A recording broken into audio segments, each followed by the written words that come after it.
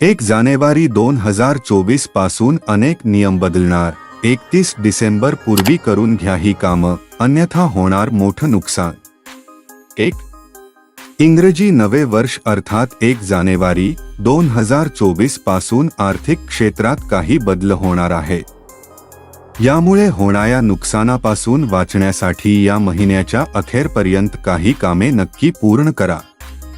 यात डीमॅट आणि म्युच्युअल फंडाचे नॉमिनेशन ITR 31 डिसेंबर पूर्वी भरणे, तसेच कंपन्यांना बंद पडलेला UPID पुन्हा सुरू करणे आणि बँक लॉकरच्या नव्या ॲग्रीमेंटवर स्वाक्षरी करणे अनिवार्य आहे। 2 इन्कम टॅक्स रिटर्न ITR दाखल न केल्यास लागेल दंड। आर्थिक वर्ष 2022 ते 23 साठी दंडासह आयकर रिटर्न ITR दाखल करण्याची अंतिम तारीख 31 डिसेंबर 2023 आहे।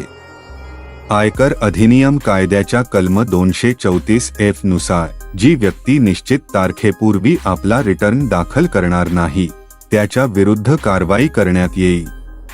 उशिराने ITR फाईल करणाऱ्यांना 5,000 रुपयांचा दंड आकारला जाईल। मात्र ज्या करदात्यांचे एकूण उत्पन्न 5 लाख रुपयांपेक्षा कमी आहे त्यांना केवळ 1,000 रुपये दंड भरावा लागेल। 3 बँक लॉकर कॉन्ट्रॅक्टर वर स्वाक्षरी आवश्यक। RBI नुसार सुधारित बँक लॉकर करारावर स्वाक्षरी करण्याची अंतिम तारीख 31 डिसेंबर 2023 करण्यात आली आहे। जर एखाद्या बँक ग्राहकाला हे शक्य झाले नाही तर त्यांचे लॉकर फ्रीज करण्यात येईल। 4 RBIने 31 डिसेंबर 2023 या तारखेसह बँक लॉकर करारासाठी टप्प्याटप्प्याने नूतनीकरण प्रक्रिया अनिवार्य केली आहे।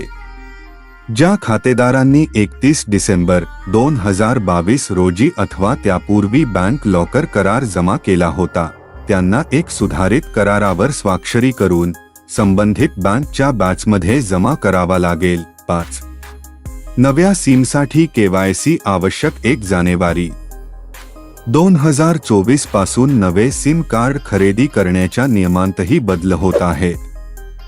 दूरसंचार विभागाने दिलेल्या माहितीनुसार नवे सिम कार्ड खरेदी करण्यापूर्वी ग्राहकांना आता KYC जमा करावे लागणार आहे। 6 अर्थात नो युअर कस्टमर प्रक्रिया सुरू होईल। तसेच केवळ दूरसंचार कंपन्याच eKYC करतील। तसेच नवे मोबाईल कनेक्शन घेण्यासाठी उर्वरित नियम तेच राहतील, त्यात कुठलाही बदल नसेल। 31 डिसेंबर पर्यंत दस्तऐवजांच्या माध्यमानेच सिम कार्ड मिळेल। 7 डीमॅट अकाउंट नॉमिनीची माहिती देणे आवश्यक। सेबीने सर्व डीमॅट खाताधारकांसाठी 1 जानेवारी 2024 पर्यंत नॉमिनीची माहिती देणे बंधनकारक केले आहे। खातेधारकांनी असे केले नाही तर त्यांना शेअर्सची खरेदी विक्री करता येणार नाही। 8 याशिवाय सेबीने व्यक्तिशः उपस्थित राहून pan nomination, contact details, bank खात्याचे विवरण आणि त्याच्याशी संबंधित फोलिओ नंबरसाठी स्वाक्षरीचा नमुना सादर करण्याकरिता 31 डिसेंबर पर्यंतची मुदत देण्यात आली आहे। 9 रुपी निष्क्रिय UPI ID बंद होणार। नॅशनल पेमेंट्स कॉर्पोरेशन ऑफ इंडियाने पेमेंट ॲप्स गुगल पे, पेटीएम, फोन पे आदींवरून 1 वर्षाहून अधिक काळापासून सक्रिय नसलेले UPI ID आणि नंबर्स निष्क्रिय करण्यास सांगण्यात आले आहे।